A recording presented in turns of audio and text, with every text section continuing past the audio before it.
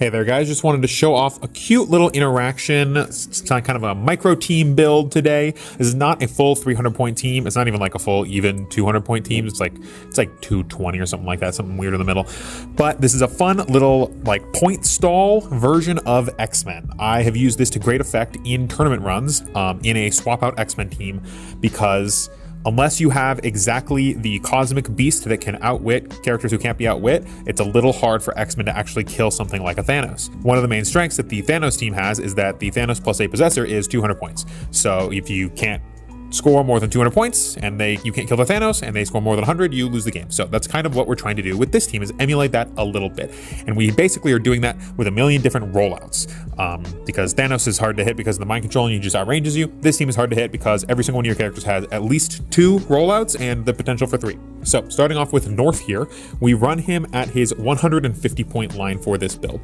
I like to do that just for my normal X-Men swap outs because it gives me a big chunk of points that I can use to swap out for anybody that I want. So I normally will have North and Douglock be my dedicated swap outs during an X-Men swap team, but then if I run into a Thanos or somebody that I want to point stall because it turns out that it's hard to kill their team, I keep the Douglock and the North in, swap everybody else out. Mimic usually comes in from the sideline when I'm doing these swapping.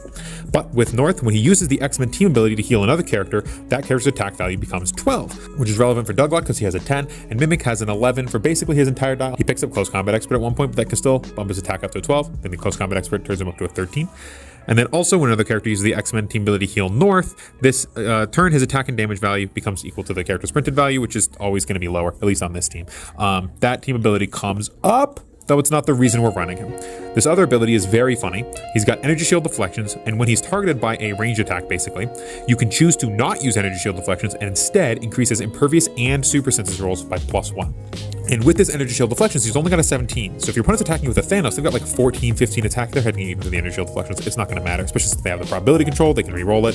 So I generally will instead, if you're going to get hit because they have a million attack, you can drop the Energy Shield Deflections and increase your rollouts. So you're hitting on a 4, 5, 6 on your Impervious and your Super Senses, as well as they've already had to make it through your Shape Change by either outwitting it or just you missing the 5, 6 there. So North is pretty hard to hit in the first place, and since we're running him on his top dial, he's also quite hard to actually kill. Then he's got his running shot. When he uses it, after resolutions, he can use either telekinesis or mind control at no cost. So this telekinesis is very good for getting Douglock into position because he does not have a move and attack. It can also be useful for repositioning Mimic when he's on his annoying sidestep click and not the good charge flurry blades click, and not the good charge flurry click. As well as that mind control can bring your opponent to you. Nothing is more fun than mind controlling a Thanos, let me tell you. And then for his special defense power, we've got Impervious Super Senses. So that gets increased by the telekinetic shielding, and he's got his X-Men team ability power. Actually, looking at his numbers, we can see that he's got 4 damage for most of his dial, including this last one. His defense drops. That's not actually the stop click, so that's annoying. He's got this phasing thing, or he's got this pulse wave thing, so that's kind of nice. And he's got 11 movement with that running shot, followed by the telekinesis, so you can running shot him up, telekinesis Mimic in, Mimic goes flying, Mimic starts killing people, fling Douglock at them. Douglock is a very annoying tie-up piece that we'll be getting into in just a minute. He's also got penetrating for most of his dial, and then he actually gets telekinesis later on. He's got shape change into an outwit. So the North is a very hard piece to kill. And notably, because this shape change is showing up on his dial, Mimic will just passively copy it by standing next to North, because Mimic passively copies all attack and damage powers of anybody he's standing next to. Next up, we've got Douglock here. So Douglock has a shape change that is protected from outwit. That's one of the easiest ways to kill North, is you just outwit both of his abilities, and then you can just hit him and he doesn't have great defenses and he's kind of shit. But Douglock has a protected outwit shape change, so they cannot turn off this shape change. And then also when he uses shape change and succeeds, you may choose a standard power that the attacker can use, and Douglock can use that power this entire game. And then Mimic with his rally die can pick it up off of Douglock moving forward. So the steel energy and the toughness, he's got steel energy on the back half and toughness on the whole thing. He's 60 points for 8 clicks of life with unoutwittable shape change the whole way down. So your opponents really don't want to attack him, because if they attack him, he gets stronger because you're going to hit your shape changes eventually. Unless they can do like 5 damage to him penetrating, which there's definitely characters who can do, but something like a Thanos can't, right? Generally that guy's just going to mind control you. So this is how we get more annoying abilities from our opponents. Also, he's an excellent user of the X-Men team ability, since he can only take taking 1 damage at a time for him doesn't really matter. He's not our primary attacker. He's an annoying tie-up piece that can gain more abilities for our team to abuse with Mimic. Then getting into Mimic here, If you're not familiar with this Mimic, you must not be watching the channel because I love this thing. So it's got a rally die on opposing 5. So anytime your opponent rolls a 5 in any of their attack rolls, he gets a dice.